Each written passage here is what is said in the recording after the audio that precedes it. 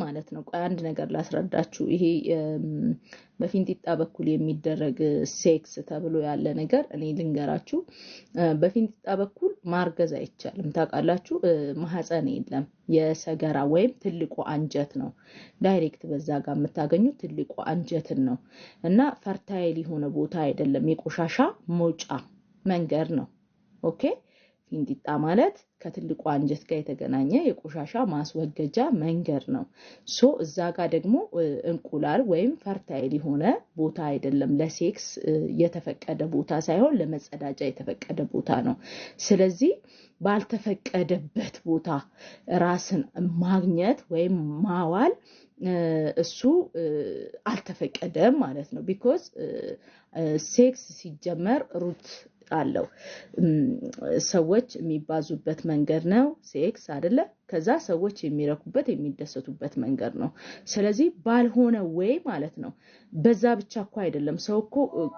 እንትን ብልቱን ጠርሙስ ውስጥም ያስገባ ያስወጣ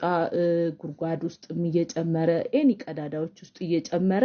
ረክቻለሁ ሊል ይችላል እሱ ግን ምንድነው ውሸት ነው ታውቃላችሁ ትክክል አይደለም ትክክለኛው ስሜት አይደለም ባዲ ሆነ ነው ይውላችሁ የሆነ ነገር ቆንጆ ያልሆነ ግን ቆንጆ የሚመስል ነገር አለና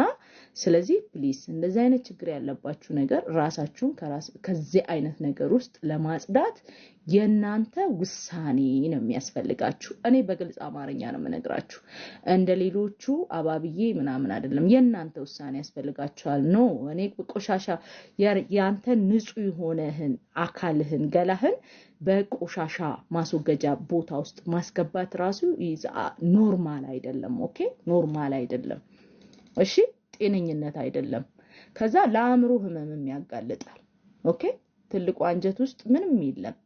ዳይጀስት የሆነ ምግብ እና እንትን ያለ ከውስጡ ንጥረ ነገሩ ከውስጡ ኒውትረንቱ የተመጠጠለት ቆሻሻ ነገር ነው ያለው እዛ ውስጥ ነው ማለት ነው ያንተን ንጹህ የሆነ ፈጣሪ ሰጠህን ብልትህን የምታስገባው ማለት ነው ስለዚህ ለዛ ነው ትክክል ያልሆነው እሺ